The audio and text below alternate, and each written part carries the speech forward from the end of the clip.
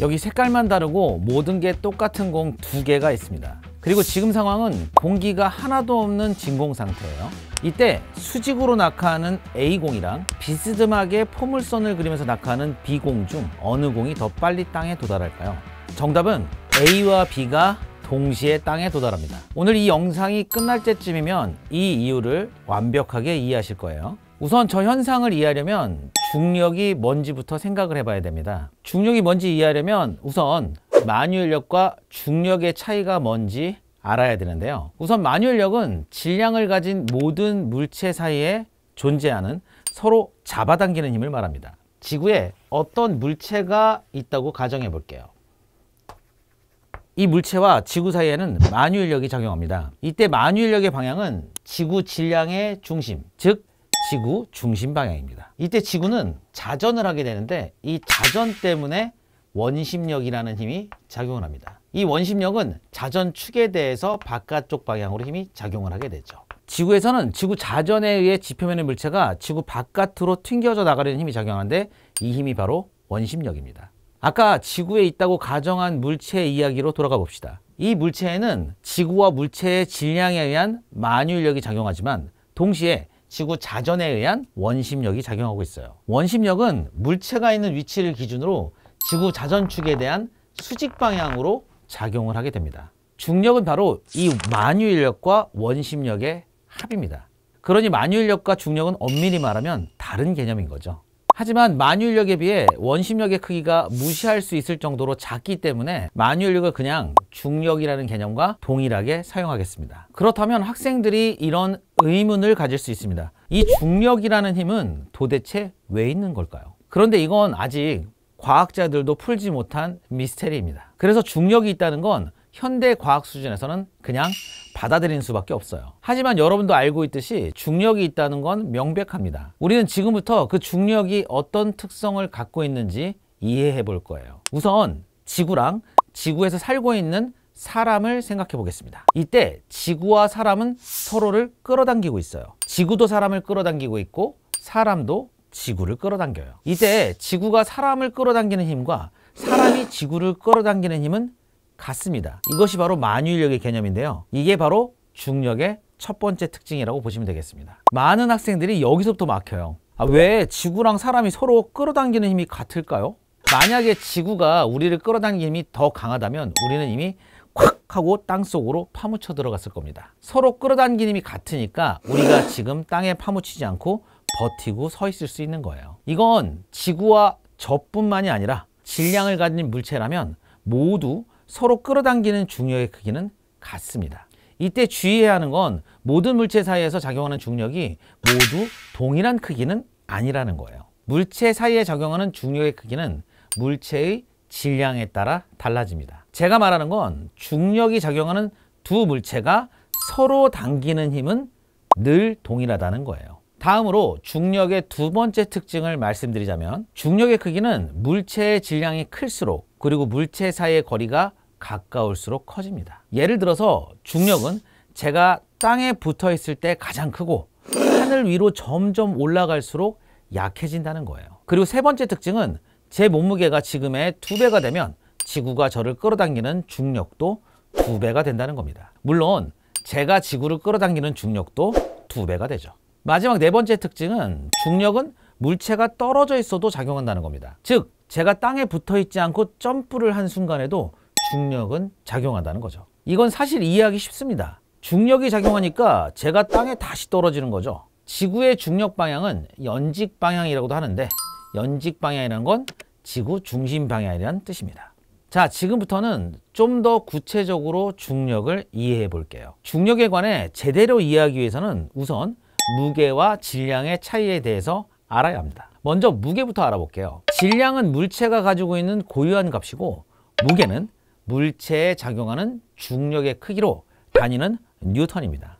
무게는 물체가 중력에 의해 받는 힘이라고도 표현할 수 있고 힘을 나타내는 단위는 뉴턴이라 무게의 단위도 뉴턴으로 나타내요. 무게는 질량에다가 중력과 속도를 곱한 값이라고도 말할 수 있는데요. 예를 들어 어떤 물체의 질량이 10kg이라고 하면 여기에다가 중력과 속도 9.8m/s 제곱을 곱한 값이 바로 무게입니다. 이때 중력 가속도는 G라고 표기하는데 킬로그램의 G와는 다른 의미입니다. 이거 많이 헷갈려 하니까 주의해야 해요. 그래서 사실 우리가 체중계에서 보는 몸무게는 우리 몸의 질량에다가 중력 가속도를 곱한 값입니다. 그래서 무게는 중력 가속도가 변하면 같이 변하는데요. 달은 중력 가속도가 지구의 6분의 1이라서 우리가 만약 달에 가서 몸무게를 잰다면 6분의 1로 나올 겁니다. 이렇게 중력을 받는 물체의 운동에는 대표적으로 두 가지 운동이 있는데요. 바로 자유낙하 운동과 수평 방향으로 던진 물체의 운동입니다. 이제 다시 영상 앞에서 소개해드렸던 공 A와 B를 살펴볼 건데, 우선 A는 자유낙하 운동을 하고 있어요. 자유낙하 운동은 공기의 저항이 없을 때를 가정하는 운동인데, 이 자유낙하 운동에 작용하는 힘은 오로지 중력밖에 없습니다. 과학자들은 자유낙하하는 물체의 움직임을 촬영해 봤는데요. 1초마다 속도가 9.8m/s만큼 증가한다는 걸 알아냈습니다. 이 사진을 보면 알 수 있듯이 시간에 따라 단위 시간당 공의 이동거리가 점점 증가하고 있는데요. 이건 다르게 말해서 공이 땅으로 떨어지는 속도가 점점 증가한다는 겁니다. 그런데 이 속도가 1초에 9.8m/s만큼 일정하게 증가했다는 거예요. 왜냐하면 중력 가속도가 9.8m/s 제곱이기 때문에 그렇습니다. 이 9.8m/s 제곱이라는 건 1초당 9.8m/s씩 증가한다는 뜻입니다. 그래서 이걸 등가속도 운동이라고 말해요. 같은 정도로 속도가 증가하는 운동이라는 거죠. 그런데 이 운동에는 아주 중요한 특징이 하나 있습니다. 바로 서로 다른 질량을 가진 물체를 진공 상태에서 떨어뜨렸을 때 두 물체가 떨어지는 속도는 동일하다는 겁니다. 예를 들어서 깃털이랑 쇠구슬을 같은 위치에서 떨어뜨렸을 때 두 물체가 땅에 떨어지는 시간은 똑같다는 거예요. 왜냐하면 이 두 물체의 중력 가속도는 9.8m/s 제곱으로 같기 때문입니다. 그러면 여러분들이 이런 의문이 들죠. 아니, 쇠구슬은 훨씬 무거운데 중력 가속도가 같다고 해서 동시에 떨어지는 게 말이 되나? 여러분이 한 가지 아셔야 하는 게, 어떤 물체가 떨어지는 시간을 결정짓는 건 그 물체의 가속도에 달려 있어요. 그래서 두 물체를 동일한 위치에서 낙하시킬 때 두 물체의 가속도가 같다는 건 떨어지는 시간이 똑같다는 겁니다. 그런데 깃털과 쇠구슬 모두 진공 상태에서는 가속도가 9.8m/s 제곱으로 동일하기 때문에 떨어지는 시간도 똑같은 겁니다. 하지만 진공이 아니라 실제 현실에서는 당연히 쇠구슬이 더 빨리 떨어집니다. 왜냐하면 현실에서는 공기의 저항이 생기기 때문이에요. 쇠구슬은 무게가 더 무겁기 때문에 공기의 저항에도 불구하고 깃털보다 더 빠르게 가속됩니다. 하지만 깃털은 쇠구슬만큼 무겁지 않기 때문에 공기 저항을 무시하고 빠르게 가속될 수 없죠. 그래서 현실에서는 쇠구슬이 더 빠르게 떨어지는 겁니다. 자, 이번에는 자유낙하 운동이 아니라 수평 방향으로 던진 물체의 운동에 대해서 이야기를 해보겠습니다. 이것도 아까 자유낙하 운동과 마찬가지로 진공 상태에서 일어나는 일이라고 생각해 주셔야 합니다. 수평 방향으로 물체를 던지면 그때에도 자유낙하 운동과 똑같이 지구의 중력은 일정하게 작용하는데요. 하지만 지구의 중력 방향과 물체의 운동 방향이 완전 똑같지가 않아서 물체는 포물선 운동을 하게 됩니다. 포물선 운동에 대해서 제대로 알려면 수평 방향과 연직 방향을 나누어서 이해해야 합니다. 우선 포물선 운동에서 수평 방향으로는 힘이 작용하지 않습니다. 정확히 말하면 처음 던질 때의 힘 말고는 운동 중에 수평 방향으로 힘이 작용하지 않아서 수평 방향으로는 등속 직선 운동을 하게 돼요. 던지는 순간에는 수평 방향으로 힘이 작용을 합니다. 이때 여러분 입장에서는 힘이 작용하지 않으면 점점 속도가 줄어들어야지 왜 등속 직선 운동을 하는 거냐? 라고 물을 수 있는데, 지금은 진공 상태를 가정하고 하는 말이기 때문입니다. 현실에서처럼 공기 저항이 있다면 마찰력 때문에 속도가 줄어들겠지만 진공 상태에서는 마찰력이 없어서 속도가 일정해요. 그래서 지금 이 그래프를 보시면 진공 상태에서 1초마다 공이 수평 방향으로 이동한 거리를 표시했을 때 그 거리가 일정합니다. 즉, 동일한 속도로 계속 수평 방향으로 나아가고 있다는 거죠. 다음으로 연직 방향으로는 중력이라는 힘이 작용하는데요. 그래서 자유낙하 운동을 하는 물체와 똑같이 등가속도 운동을 하게 됩니다. 그래프를 보시면 연직 방향으로는 아까 자유낙하 운동 때 그림과 똑같은 그림이 만들어져요. 1초마다 공이 연직 방향으로 이동한 거리를 표시하면 자유낙하 운동을 하는 물체와 똑같은 그림이 나타나는 거죠. 즉, 포물선 운동을 하는 경우에도 연직 방향으로는 1초에 9.8m/s씩 속도가 늘어나는 등가속도 운동을 하는 겁니다. 그래서 여기서 아주 놀라운 현상이 일어나는데요. 우리가 색깔만 다른 A와 B 공을 같은 위치에서 떨어뜨린다고 해볼게요.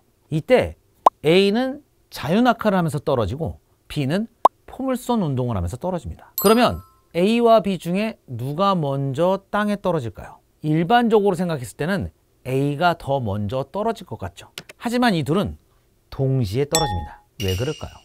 바로 연직 방향으로 가해지는 힘의 크기는 서로 똑같기 때문에 땅에 도달하는 시간도 똑같은 거예요. 다만 수평 방향으로 던지는 힘이 가해진 B는 단지 수평 방향으로 더 많이 가게 되는 것뿐이죠. 그래서 이걸 표로 나타내 보면 그림과 같습니다. 자유낙하 운동을 하는 물체의 운동 그래프를 나타내 보면 시간이 지남에 따라서 속도도 일정하게 증가합니다. 등가속도 운동을 하는 거죠.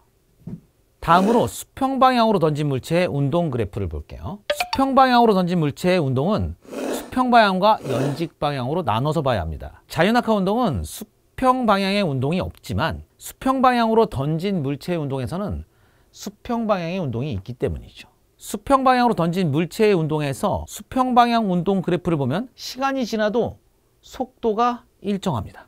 즉, 매 초 같은 거리만큼 멀어지는 거죠. 반면 연직 방향 운동 그래프를 보면 자유낙하 운동과 마찬가지로 시간의 지남에 따라서 속도가 일정하게 증가합니다. 등가속도 운동을 하는 거죠. 네, 오늘은 이렇게 해서 중력과 중력의 영향을 받는 물체의 운동에 대해서 알아봤는데요. 사실 진공 상태에서 중력의 힘을 받는 물체의 운동은 우리가 현실에서는 볼 일이 거의 없습니다. 그래서 이해하기가 더 힘들었을 거예요. 그래도 반복하다 보면 분명 익숙해지실 겁니다. 저는 그럼 다음에도 더 좋은 영상으로 찾아뵙겠습니다. 감사합니다.